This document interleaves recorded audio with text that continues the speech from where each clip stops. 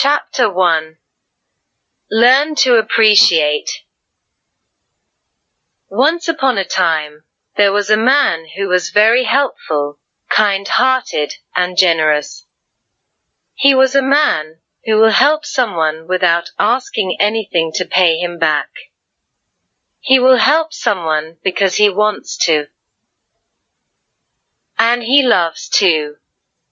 One day while walking into a dusty road, this man saw a purse.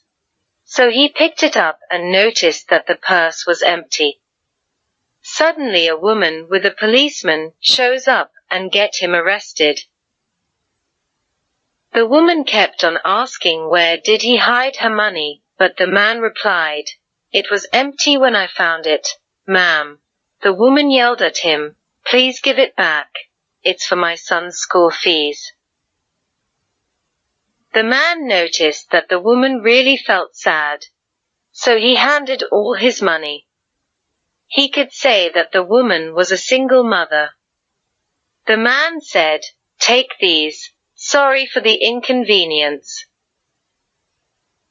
The woman left and policeman held the man for further questioning. The woman was very happy, but when she counted her money later on, it was doubled. She was shocked. One day while woman was going to pay her son's school fees towards the school, she noticed that some skinny man was walking behind her. She thought that he may rob her, so she approached a policeman standing nearby. He was the same policeman who she took along to inquire about her purse. The woman told him about the man following her, but suddenly they saw that man collapsing. They ran at him, and saw that he was the same man whom they arrested few days back for stealing a purse. He looked very weak and woman was confused. The policeman said to woman, "He didn't return your money. He gave you his money that day. He was not the thief, but hearing about your son's school fees, he felt sad and gave you his money." Later, they helped man stand up, and man told the woman, "Please go ahead and pay your son's school fees.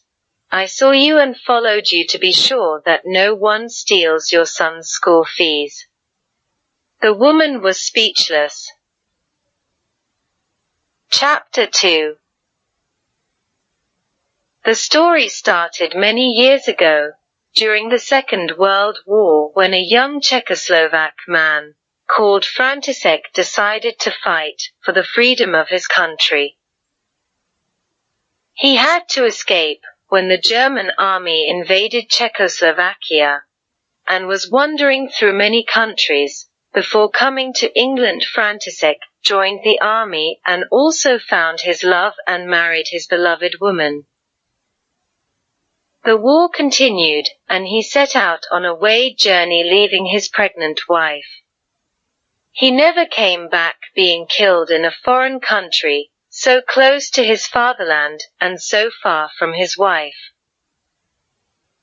4 months later, she bore a son giving his father's name, and she had to look after him alone. Soon the war finished and they went to Czechoslovakia. But when the communists took over the country, it was too dangerous for them to stay there, so they had to return to England. The wife sometimes visited her husband's family, but it was forbidden for František, who had Czech nationality. He grew up thinking about his father and the place where he stayed for always. As a small of the friend who had buried him. In the foreign country, in a small village, people remembered the war and the dead soldiers who brought freedom for them. Especially a young boy remembered the different uniform and hat. After years, he had 3 daughters, and told them war stories. Fortunately for František, he still lived in the same village. Many years passed and the communists in Central Europe lost their power, and the countries got freedom. It was a hope for František, who could start his searching for his father. It was not easy. He knew only English, so he needed translators. But also so many years things had changed. The place on the map was completely different. No longer was there a river, but a deep and big lake. Sometimes he thought that he was so close to the place, but coming back to England he felt that again he had made a mistake, and he had to go back. His enduring searching finished successfully after 3 years. He met the Polish farmer, who remembered the soldier in the officer's uniform much different from the Russian army. The family was friendly and promised to look after the memorial that František erected for his father near the place where he was killed.